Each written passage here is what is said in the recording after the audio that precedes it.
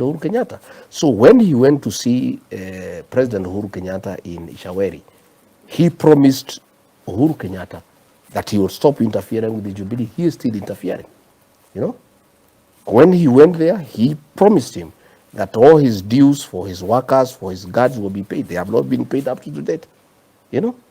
And Uhuru Kenyatta, I believe, must have known their all lies because he used to be with his men, you know. And he cheated him, and he went all the way. Na akampaka Uhuru Kenyatta matope, akatukanwa sana na majenzi na kila mtu, you know.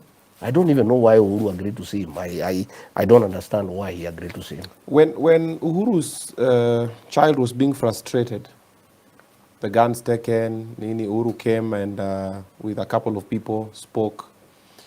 You are not in the part of the team that was frustrating? I had no authority. One, as deputy president, you are not in charge of the security system.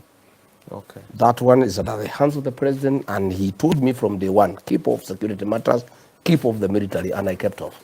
Because I am also knowledgeable and I understand government. I have told you and I want to repeat so that we close this debate. Okay. Nothing positive or negative can be done for or against a retired president without the full authority and concurrence of a sitting president. Okay. So if there is anything done negative against President Uhuru Kenyatta's retirement, President William Ruto knows about it. And nobody else can do anything about it. And that is the truth. Okay. Yeah. 2027, President William Ruto said they will win early in the morning. And 2022, did you guys win? Ama mulifanyia baba ile kitu? No, we won. That was fair and square. Let me tell you, my brother. Yeah. Forget about the system. Forget about the deep state. Forget about IBC. Nobody can steal a presidential election.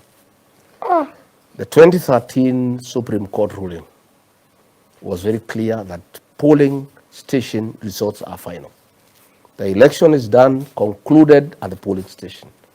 And when changes were done to our electoral laws, that necessitated that polling and counting is done at the polling station.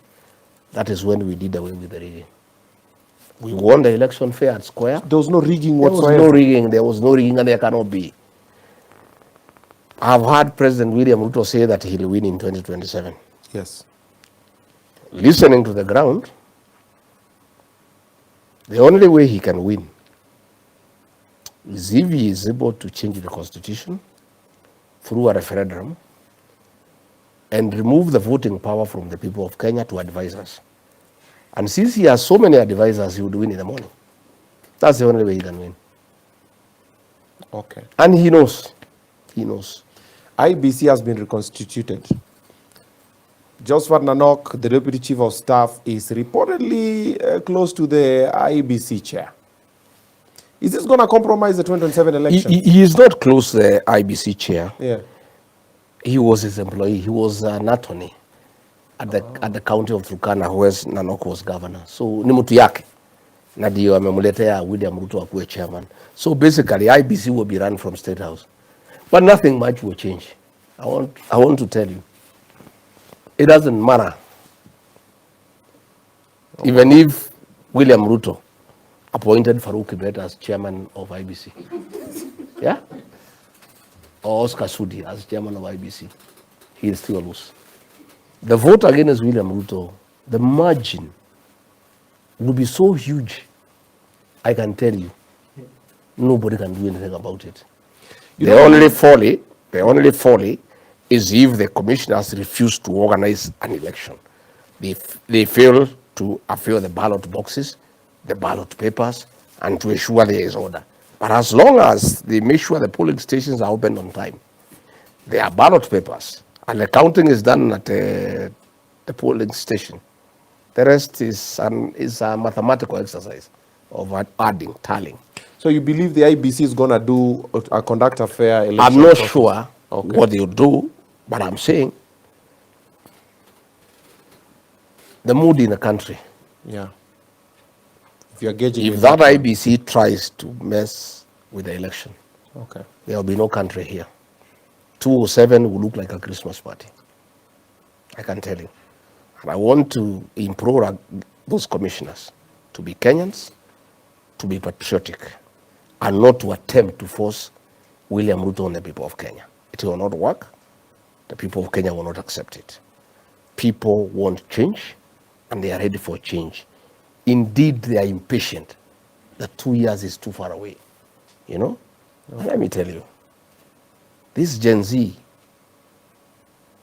group is lethal. This group is not tribal, cannot be compromised, cannot be bribed with 200 shillings. And I have now confirmed, when I've been walking around, that they have actually taken IDs and they are going to register as voters. Okay. And I can tell you, the Gen Z wave is coming. It's coming, and it will be huge. You and I know the president is very sharp. You don't get to become president if you're not that sharp. Do you believe he has not seen this coming in 2027 and he does not have plans? You guys won the election with the government being against you, the system and the deep state, but now he's the government, he has the resources. Sharp, did you say? Yeah.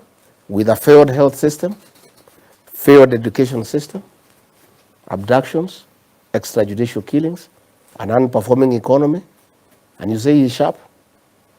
Maybe we need to consult Webster Dictionary on what is sharpness.